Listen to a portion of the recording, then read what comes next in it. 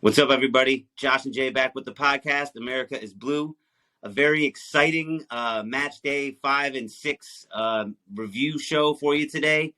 Happy Thanksgiving holiday back to everyone in the United States. Hope everybody enjoyed their time with their family and their friends, enjoying a little Thursday full of universal football, American football, and all those other things that make Thanksgiving Day great.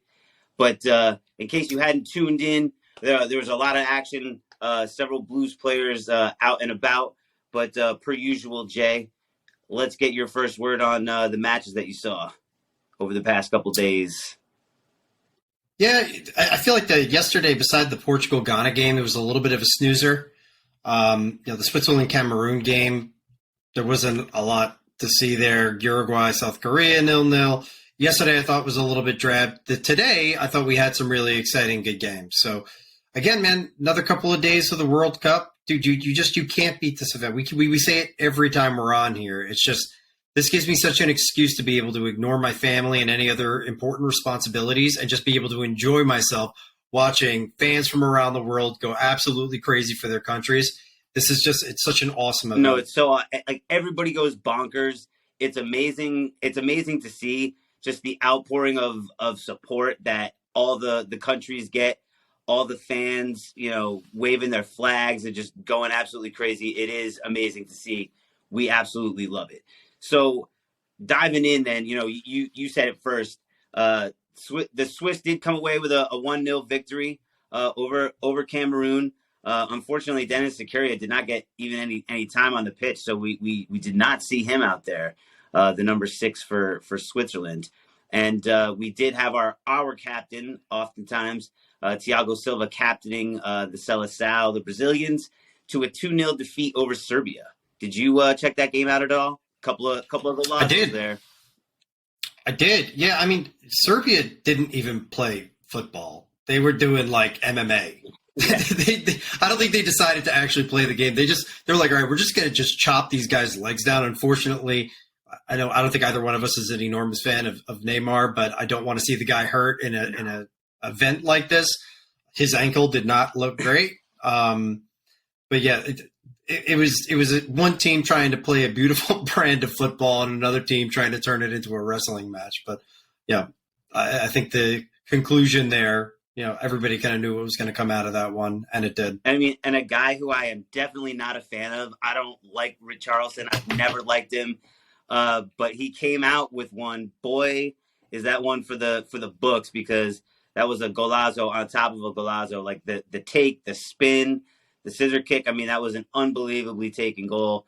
Definitely, I think, going to be a competitor for goal of the tournament. So good on him.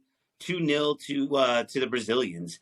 And then, if you did not wake up in time this morning, I was not awake, but I did see that Iran got 2 past Wales in a huge result in Group B. It was unbelievable. Dude, I did watch the game, and Wales was garbage. They were absolute garbage today. So they basically, I think their tournament was over after they came back and got that point off of us, because they barely showed up today. Iran controlled the entire pace of the game. They had the majority of the possession. Wales just literally, they were a little bit better in the first half, and then Iran just put it on them, and then obviously scored the 2 goals. A huge result for Iran. It obviously, we'll get to our boys, but it sets up an enormous game come next Tuesday with us. Iran, I think we tend to not give a lot of credit to teams that we're very unfamiliar with, and teams that are playing out of the Middle East. We have no exposure to them. Iran is a well-organized, good team. And in their first game against England, you could see that there was strife. The game again today, there was issues with protesters and supporters and all kinds of just stuff going on that has nothing to do with the sport that we love. And it looked like Iran did not really want to be there against England. Against Wales, they showed up. So this is a threatening team. This is a team that we have to be very concerned with. And even after a really nice result today, we can't rest on our laurels against them. Oh, I mean, definitely not. And they are a well-organized team. And to your point, we do sometimes discredit the teams that we don't have a lot of familiarity with. But the bottom line is they had to qualify just like everybody else. So they're going to be a solid side. I just like the fact that we get to continue to control our own destiny. That's all you could ever ask for in these types of situations. You know that if you go out, you get a result. If you win the game, you advance, no questions asked. So just being able to go out there and have the possibility to take the game by the scruff of the neck and get a result that we need is all you could ever ask for. So speaking of which, leading into that then, I don't know if you knew of this, but there was a game on a little bit earlier today at 2 p.m. Eastern Standard Time involving a couple of teams that you may have heard of and a couple of players that you might be familiar with. The United States of America, led by Christian Pulisic, and going up against an England squad led by Raheem Sterling and Mason Mount from our beloved Blues across the water. No friendships today. And I have to say, I'm actually really proud of the effort that we put out there.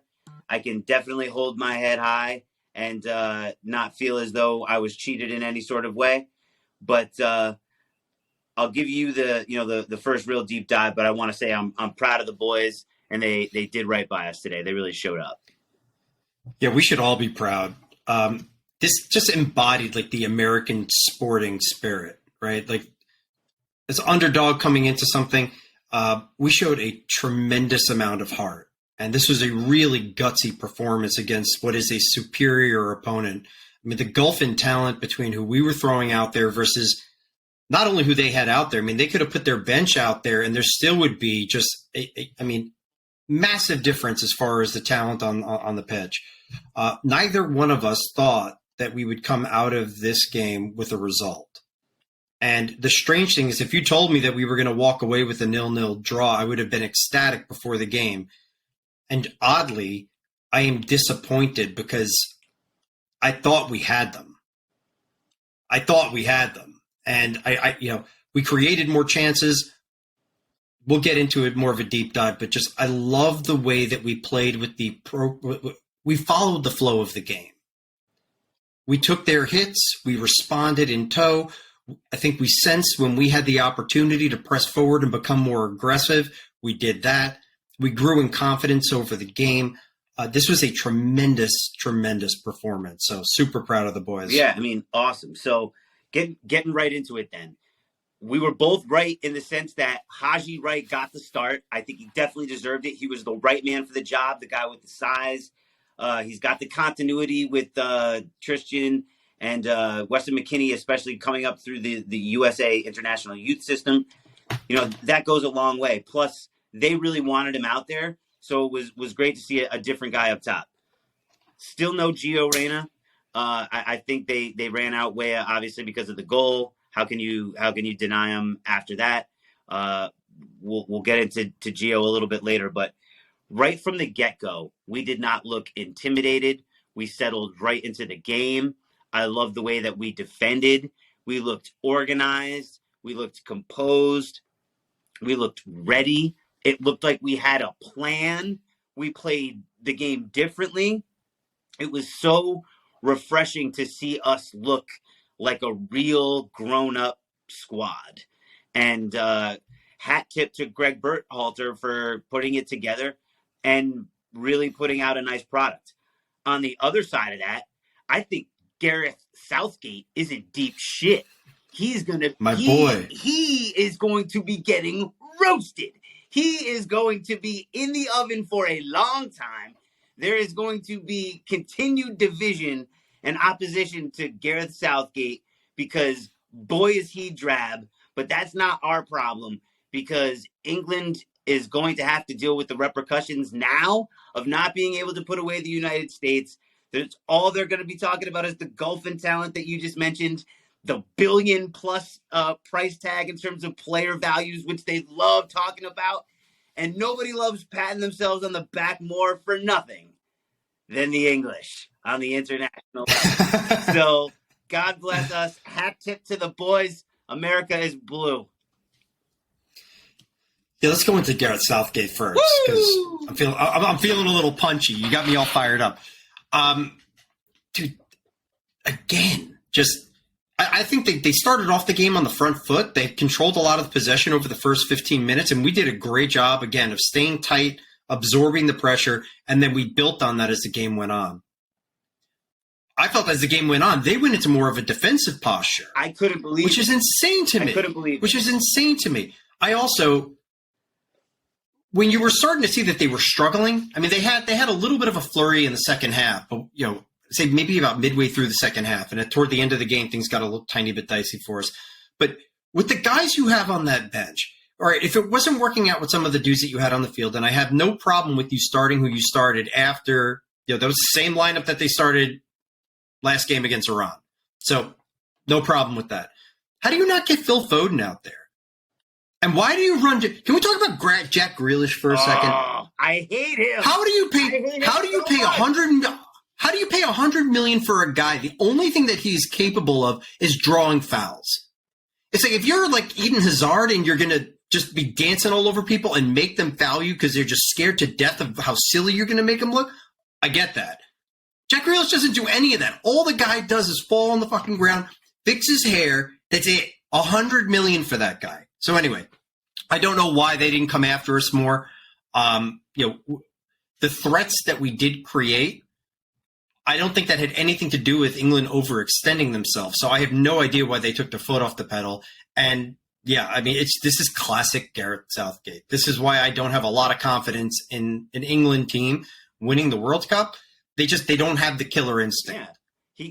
And I don't think he has a feel for what's going on in the game to make the appropriate adjustments, whether it's tactically with regards to personnel. So that's him.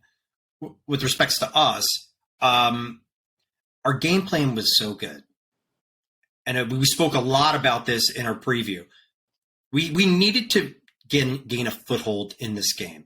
The narrative was the narrative coming in. Obviously, these guys came out there and didn't believe in the narrative, but we needed to be able to absorb what they were going to throw at us early and start putting some question marks into their heads. And that's exactly what we did. And then we started to show our athleticism and we started to push the ball up. And all of a sudden, this became a 50-50 matchup. So I think we had the right game plan to start off a tiny bit more conservative and then not bunker in and park the bus, but be conservative and be tight in the midfield, be tight in the back, neutralize their threats. But when the opportunity was there, flood it and go. I couldn't believe. I thought we had the exact right game plan. I couldn't believe the defensive pressure that we were getting and maintaining throughout. We really did actually boss the midfield. I think they technically had more possession overall, but that was just because they were passing the ball back in between the fullbacks, which I clearly had no problem with because you can't do anything from there. They did not threaten us. And to your point, they didn't change the personnel. They didn't really change tactics. They just stayed with the same stodgy old stuff. Gareth Southgate looks like he's got a big, gigantic dump in his pants. He's just like in there trying to figure out what to do. And he clearly doesn't have any emotion. He's not a guy that sparks that, compassion or passion within the players, within his guys. And you could see that. They didn't have the self-belief. And when we started the game, the first thing I'm always looking at is like, please, minutes just start melting away. Please get 5 minutes in. Please get 8 minutes in, because we are so notorious for conceding the early goal. And I just knew that if we can get through the first 10 or 12 and also not feel like they're pinging shots across the bow and they're rattling the cage and they're doing all this, if we can just get through the first 10, 12 minutes and, get our feet beneath us, we can settle in. And we not only did that, we really looked more threatening. We looked more dangerous. We looked more alert and keen to the moment. I felt like we played with way more urgency and we really, really wanted it. And it showed. It was awesome. Absolutely. Absolutely. And the energy was there. Like, these guys were feeling it. And I think they knew, after seeing what Iran did earlier in the day, I think they kind of knew that we needed to get something out of this. We needed to at least show whether it was just the quality of the performance going up against superior opposition. They needed to build upon what they did in the first half in Scotland and get over the disappointment of what happened toward the end of that game, and to change your mindset from that disappointment to going up against England and throwing it out there the way that they did.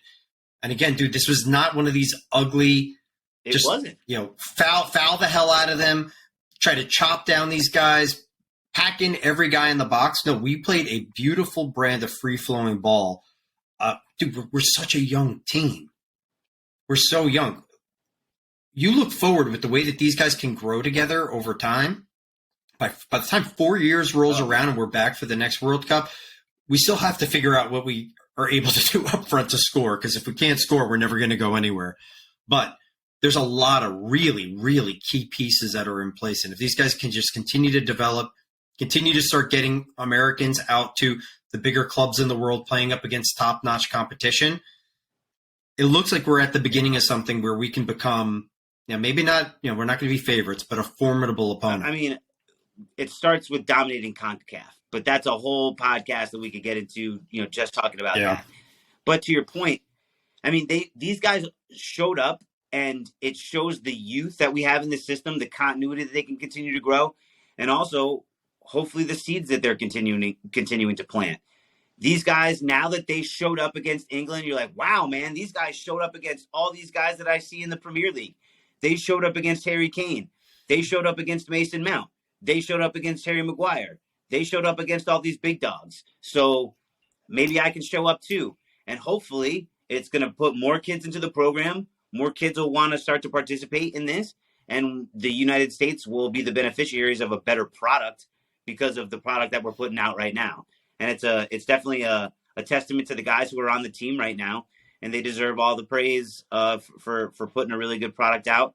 And even though they couldn't finish the job in the sense that we did not win the game, they saw it out in the sense that they kept a clean sheet. And keeping a clean sheet against England in the World Cup is quite an accomplishment. We've never played to a 0-0 draw before. That was a stat that I saw. Yeah. And we had the most matches participated in the tournament without having a 0-0. So, well, we got that one in the books now. But we really do. I like the pick of Haji Wright, and like you mentioned, we both predicted that, or both wanted that. And he didn't do very much as far as a striker is concerned, but he did all the stuff that's not going to show up on a stat or a score sheet by occupying the center defenders. I think that's what opened up the things that we saw, where we did have those great opportunities for Pulisic, for McKinney, for Reen being able to do some things up on the wing. So he did what he needed to do, which was to be a big guy in the middle to concern their center backs. That said, I think in order for us to take our game to the next level, Pulisic's been playing, he is Captain America, right? He's a different man when he's playing for the red, white, and blue than he's playing for clubs. And he's dangerous. But I don't know if he's going to be the consistent scoring threat without people who can help him and work with him. And we just don't have that guy up top. There's no one on our – it's not whether it's Haji Wright. It's not whether it's Sargent. It doesn't matter who it is that you're going to put up there. There's not somebody who has the skill level to be able to work with the things around him to be able to manufacture more scoring and more scoring opportunities. So that's something that's going to that we'll have to focus on. But the reality is you can't just build a striker. Right? Like some of this stuff is just organic as far as how talent flows through your country and through your system. But, again, if there's an area of improvement for us to start to really make some noise, that's certainly it. Because I thought we looked amazing pretty much everywhere else on the pitch. I mean, him rattling the bar, that shot was incredible. It was so out of nothing. I mean, out of nothing. Really does show what he's capable of doing, and that he is capable of scoring from long range. And he's got a quick snapshot on him.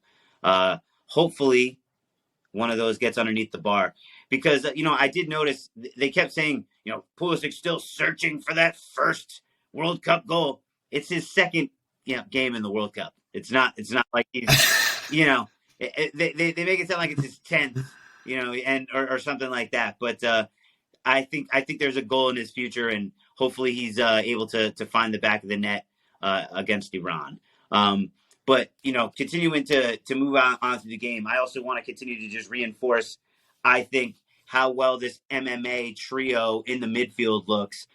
They look like grown men, and they are very, very young. Yunus Musa looked amazing. A couple of things that he did today that we never used to do we never used to intentionally come get the ball in the midfield, take a couple of touches, shield your body, use your body, keep possession, and then just recycle the ball to the fullback and get things moving again. We always lost that ball in the middle of the pitch, or we played some stupid pass, or we had a bad heavy touch or something like that. We were actually able to continue to control the rhythm and not only just counterpunch, but we were turning the screw on them there for a little while. And to both of us, again, Pulisic was dumping in excellent crosses this time. The service was excellent. We couldn't find a head. And, he was putting in some screamers. It definitely wasn't on him from the corners today. He was really providing the service. We just didn't give him any attacking personnel in the 6-yard box when it mattered most. If I'm going to hit our team in one area, the corners were terrible. And it wasn't the delivery. You're right. Dude, Pulisic was a different man today. He was popping him in exactly where he needed to. Whatever the hell we're doing and calling, with the exception of, I believe it was in the second half, when Harry Maguire nipped that one away and Zimmerman, he was screaming toward the net. That was the only play that I saw us run where we had a little bit of a natural pick on John Stones, and we were freeing up somebody to go exactly where the ball was going. The first 2 or 3 corners of the game, dude, there was no one there. There was no one there. I don't even know if Pulisic knew what play was being called, if the other guys knew where the ball was being delivered, but it looked like there was something seriously disjointed there. The deliveries in were all great. He beat the first guy, hallelujah. And dude, he was just hitting winders in there, but that needs to get tidied up a little bit because we're giving up. Dude, we had like 10 corners. Yeah, I know. And Harry Maguire's block head was fucking heading them all out. I don't like him either. But shout out to Pooley. He played a tremendous game. He really did. He was great today. He really did do a great job. But also, absolutely can't just breeze past Weston McKennie, who put in another shift. Man, he looked silky. He looked very dangerous. He looked really athletic. He started to feel himself, when he started getting going, rightfully so. He was playing some excellent defense as well. He had a lot of continuity in the midfield with Tyler Adams and Yunus Musa. The interchange, those guys looked really seamless out there.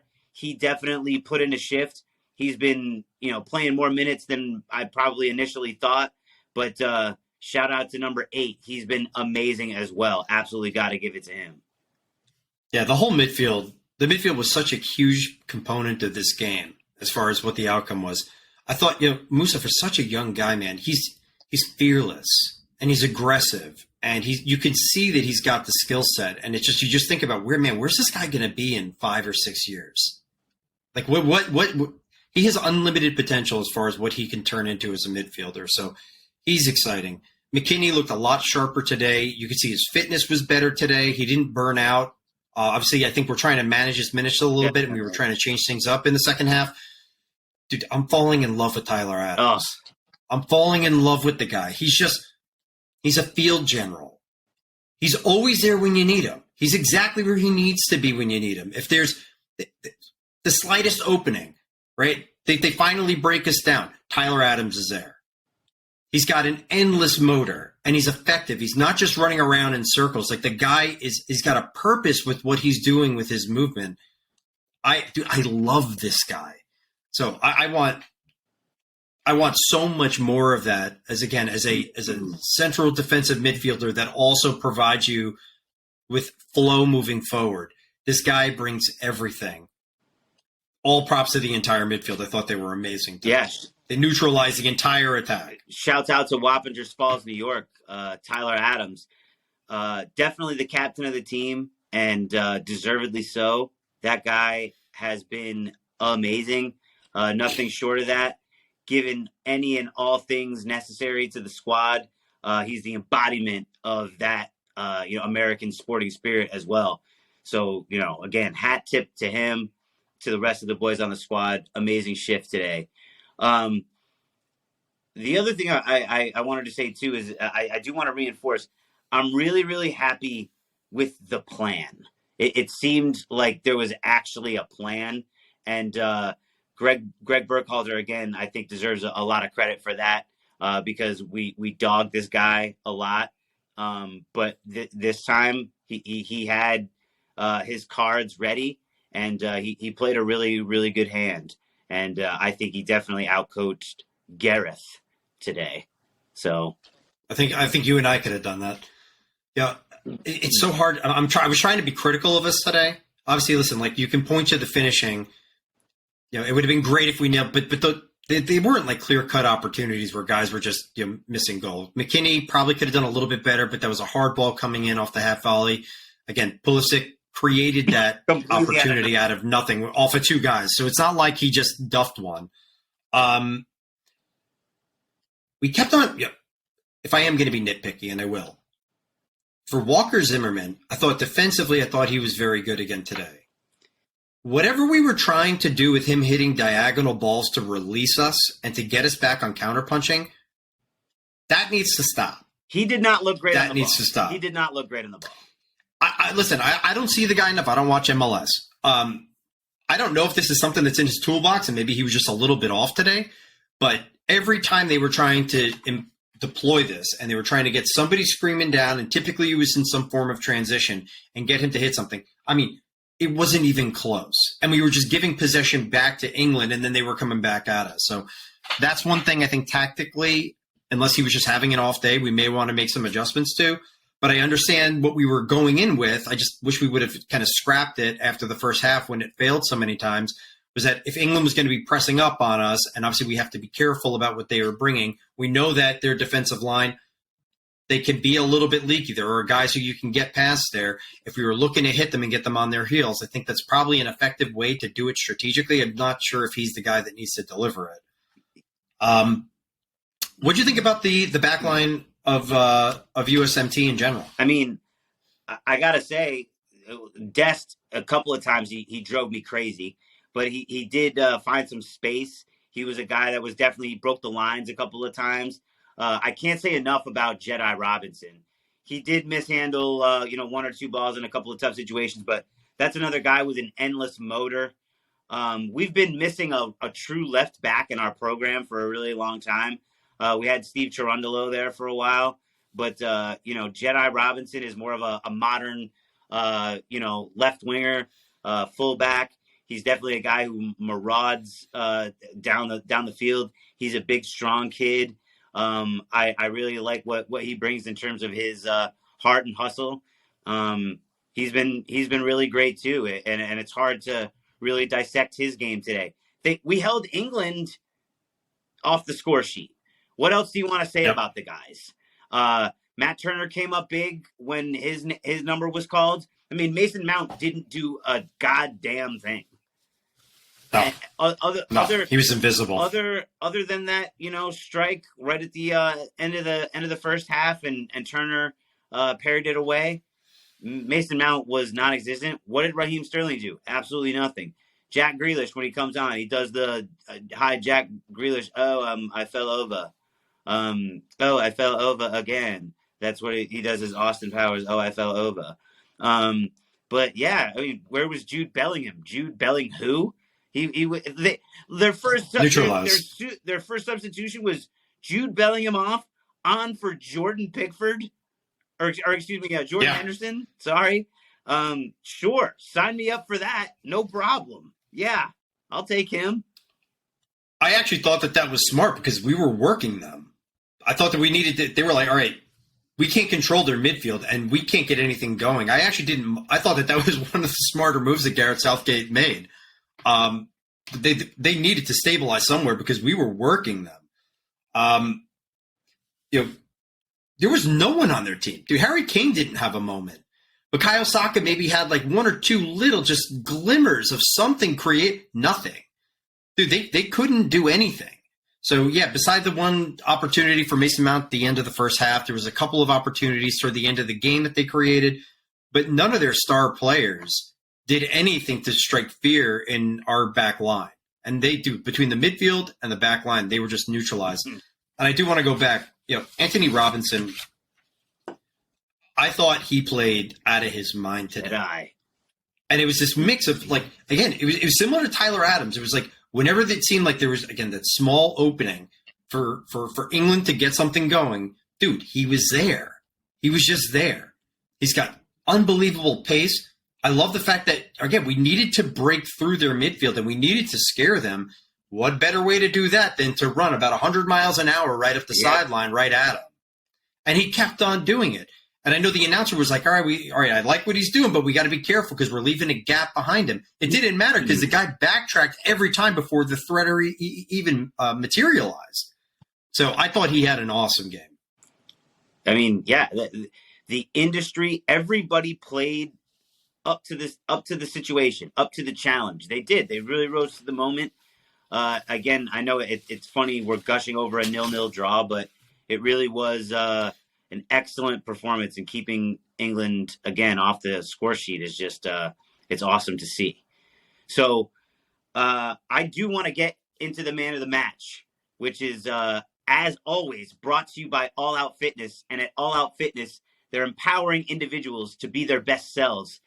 Jay, who was the best version of themselves for the United States of America today? Who was the best? I wanted to give it to Christian. I did, because I thought he put in a man's performance out there. But if you don't score, it's kind of hard to give it to attacking player, right? But it could easily go his way, and it would be well-deserved. I'm giving it to Anthony Robinson. I'm giving it to him. Dude, the threats for England, obviously you have Harry Kane, but the threats for England are what he can do with his hold-up play and how he can distribute that to the wingers, whether it's Raheem Sterling or Bukayo Saka. And you're talking about two guys with tremendous pace and tremendous skill. And I just thought that guy, the way that he was able to be an attacking threat and then also, again, just 180 degree and sprint back and get back in position and just neutralize these guys. I was super impressed with him today, so I'm giving it to Jedi. I mean, that is well-deserved, man. Absolutely cannot argue with that. I am actually, well, for the record, I just want to say that Christian actually did win the Budweiser Player of the Match, the official FIFA award for the first performance today. Mine is going again to Tyler Adams. I think he deserves it again. I think a couple of the plays that he made, track and back, just the organization, the confidence, the flat-out captain of this squad. Nothing else to say other than another workman-like performance, an absolute shift wearing the armband. We're lost without that kid in the middle. We're going to see a lot more of them as we look towards Tuesday against Iran, man. Huge game. Winning, we're in. We completely control our own destiny. And there's nothing else that you could ask for after drawing Wales. We knew that we were going to be in for a dogfight. Now we have an opportunity. Absolutely. What I will say is, and I know we'll get into it in the preview, I think we need Gio Reyna out there. Right? We both wanted him in for this one. I thought when I think he only got like 15 minutes in this one at the end of the game. You can just see it. You can see the things that he was trying to do with like little slip passes through defenders. These are things that a lot of the other guys that we have, it's not part of their toolbox. And I think that, listen, again, we're not going through unless we score. Another draw does not do anything for us. So we got to get in there. We have to score. We still have to do everything that we're doing in the midfield. I really, really hope. And if we don't start Gio Reyna, I want him in shortly thereafter halftime. Yep. Because we're going to need him. That's it. That's the one. So, but huge day for the boys. An enormous win against a legendary, huge national team. These guys all have a lot to be proud of. 100%, man. All right. Well, that's it for tonight. We will definitely be back for the preview episode of Iran. We'll be back with you guys on Monday. Until then, enjoy the rest of the weekend. Enjoy the rest of the games, and we'll talk to you guys soon. America is blue.